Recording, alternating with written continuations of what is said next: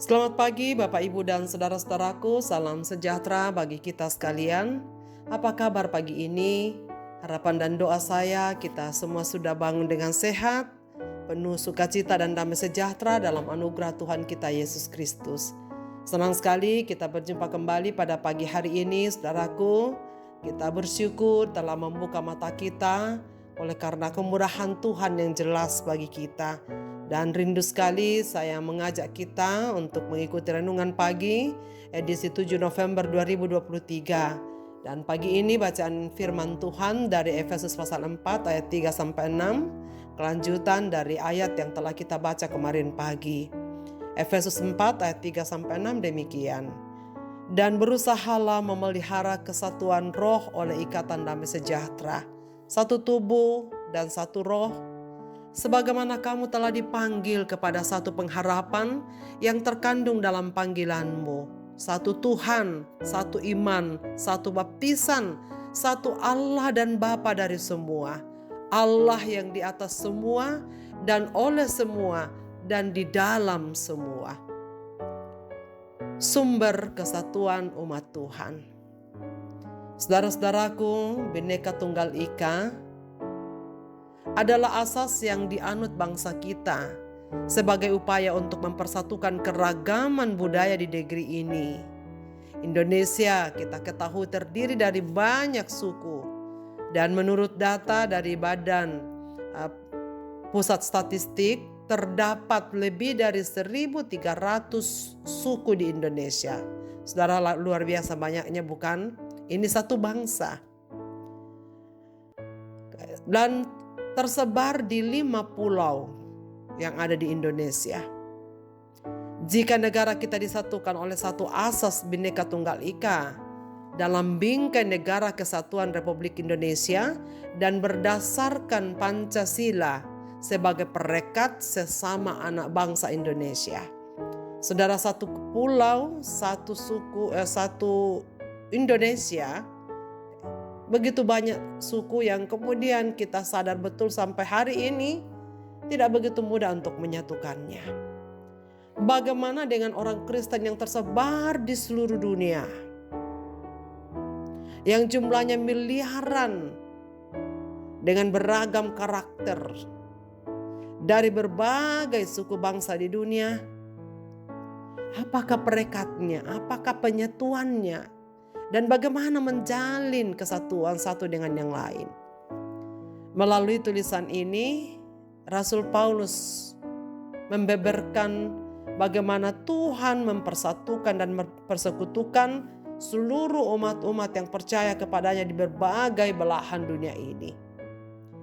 Efesus pasal 4-6 kita mendapatkan jawaban menarik bahwa orang Kristen dipersatukan oleh panggilan Allah yang dialaskan pada satu tubuh, satu pengharapan, satu Tuhan, satu iman, satu baptisan, satu Allah Bapa, satu Roh Kudus. Karena itu ada satu tubuh, satu Tuhan, Tuhan Yesus. Karena itu ada satu pengharapan yang sama, satu iman dan satu baptisan, satu Allah dan Bapa. Dan karena itu hanya ada satu keluarga. Karena Allah cuma satu, maka gereja pun juga hanya satu. Saudara, jangan heran dalam 12 pengakuan iman rasuli yang setiap minggu kita ikrarkan, ada salah satunya tertuang gereja yang kudus dan am. Artinya gereja yang kudus dan satu. Gereja memang yang kelihatan ada banyak, tetapi gereja yang tidak kelihatan ada satu. Saudara-saudaraku, karena itulah Paulus menjelaskan bagaimana orang-orang Kristen hidup di dalam kesatuan. Dalam ayat yang telah kita baca sebelumnya, Paulus menjelaskan dalam kehidupan orang-orang Kristen, harkat kemanusiaannya yang lama memang telah rusak, kini berada dalam pendamaian dan penyatuan di dalam Kristus. Jadi oleh karena karya Kristuslah semua manusia yang tersebar di berbagai penjuru dunia ini mengalami satu kesatuan roh, satu kesatuan iman, satu kesatuan tubuh, satu kesatuan menjadi keluarga anak-anak Allah. Jelaslah saudara sekalian bahwa seharusnya tidak ada perpecahan dalam gereja, karena itu bertentangan dengan panggilan Allah. Tidak ada perpecahan dalam keluarga Allah, sebab Allah yang menyatukan.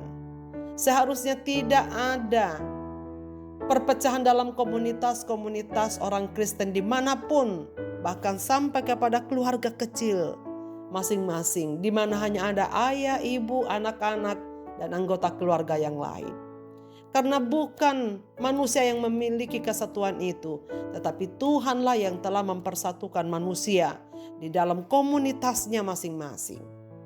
Allah memanggil kita untuk menjadi satu, dan kesatuan itu harus dinyatakan dalam praktik kehidupan kita sehari-hari. Namun dalam kenyataannya, saudara sekalian, sulit sekali mencegah terjadinya konflik, terjadinya pertengkaran, terjadinya perpecahan di dalam komunitas dan persekutuan orang-orang percaya. Sebenarnya pemicu perpecahan tersebut adalah karena ketidakseriusan kita memahami arti panggilan Allah itu. Kemarin telah kita ingat dalam permulaan pasal 4 ini, Paulus jelas mengatakan, hiduplah kamu berpadanan dengan panggilanmu. Berbagai perbedaan karakter dan memang kepentingan dalam jemaat tidak dilihat sebagai kekayaan umat yang mempersatukan, tetapi seringkali dilihat sebagai kekayaan pribadi yang mengancam.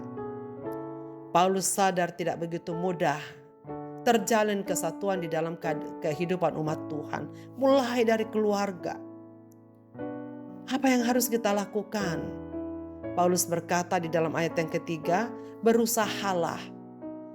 Kata ini merujuk pada usaha yang harus dilakukan secara terus-menerus. Usaha berarti hal yang harus dikerjakan dengan kemauan keras. Sebab setiap orang yang diciptakan unik dengan yang lain, maka pasti ada perbedaan. Dan penyebab perpecahan adalah ketika kita tak bisa memahami dan menerima orang lain apa adanya. Kita seringkali memaksa orang lain harus seperti yang kita kehendaki. Dan ketika kita melihat perbedaan pada diri orang lain, kita anggap sebagai musuh. Dalam ayat renungan pagi ini, saudara sekalian, yang kita baca, Paulus mengingatkan dan mengimbau supaya setiap orang Kristen sekali lagi mengingat kehidupan yang Tuhan percayakan haruslah berpadanan dengan panggilannya. Artinya, orang Kristen harus menerapkan sikap rendah hati, lemah lembut, sabar, serta menunjukkan kasih setianya kepada sesama dalam menjalankan kehidupannya, baik dalam persekutuan komunitas gereja maupun di tengah-tengah keluarga dan masyarakat. Bisa dibayangkan saudara sekalian betapa indahnya kehidupan seperti ini, di mana ada kasih, di mana ada lemah lembut, di mana ada kerendahan hati, dan di mana ada kesabaran. Tanpa semua ini ada di dalam kehidupan orang percaya, saudara sekalian, akan jauh yang namanya kesatuan, jauh namanya kedamaian, jauh namanya kesejahteraan.